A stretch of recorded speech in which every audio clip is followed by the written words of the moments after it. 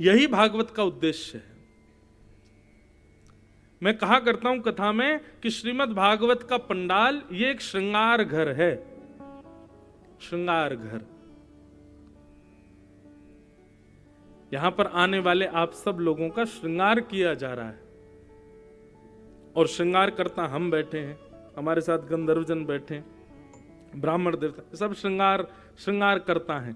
आप लोगों में से जो एकाग्र होकर के, श्रृंगार में भी तो एकाग्रता चाहिए ना। अब कोई काजल लगा रहा है आंख में और आप यूं यूं हिलते जा रहे हो तो वो फैल जाएगा, विचित्र लगोगे।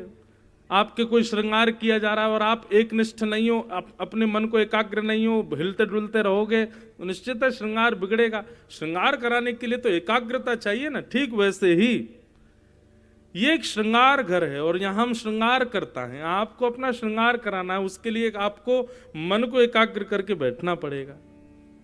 और जब भागवत के श्लोकों से, भागवत के भावों से हम आपका श्रृंगार करेंगे, आप सुंदर दिखोगे। तो जिस प्रकार श्रृंगार घर में जाने से आपका कोई निज व्यक्ति आपके रूप से प्रसन्न हो जाता, अरे वाह आज तो बड़े सुंदर लग रहे हो।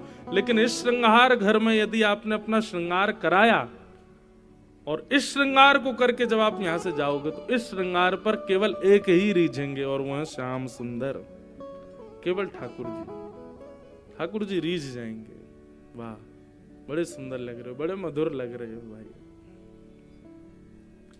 तो हम श्रृंगार कराने आए हैं।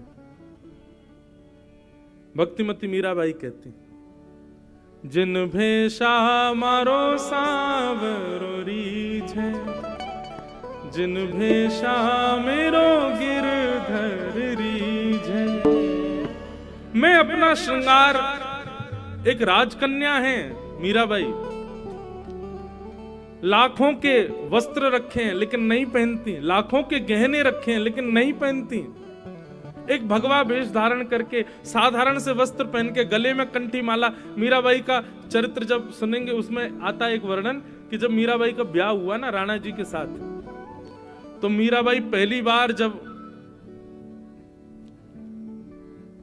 अपने ससुराल गई तो उनकी ननद ने घर का दहली रोक दी। बोले भाभी जी पहले नेक दो तब भीतर आने देंगे। मीराबाई बोली क्या नेक चाहिए? बोले गले वाला हार चाहिए। तो मीराबाई ने अपनी झोली में से तुलसी माला निकाल के दी। बोले लो, इससे बढ़िया हार कोई नहीं है।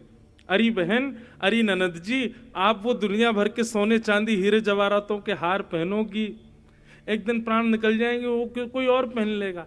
लेकिन ये तुलसी माला है, इसको गले में पहन करके आप जो पाओगी वो भी पवित्र होकर के भीतर जाएगा। इसको गले में पहन लोगी, स्नान करोगी तो सिर पर जल जाते ही जैसी तुलसी का स्पर्श होगा, गंगा यमुना कावेरी सिंधु सारी नदियों के जल के समान वो जल हो जाएगा।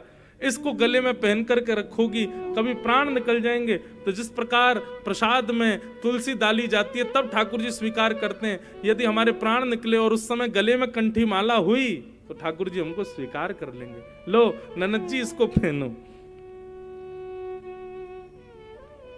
ननद ने फेंक दिया दूर। बोले क्या तुलसी माला लकड़ी पहना रही हो मुझको?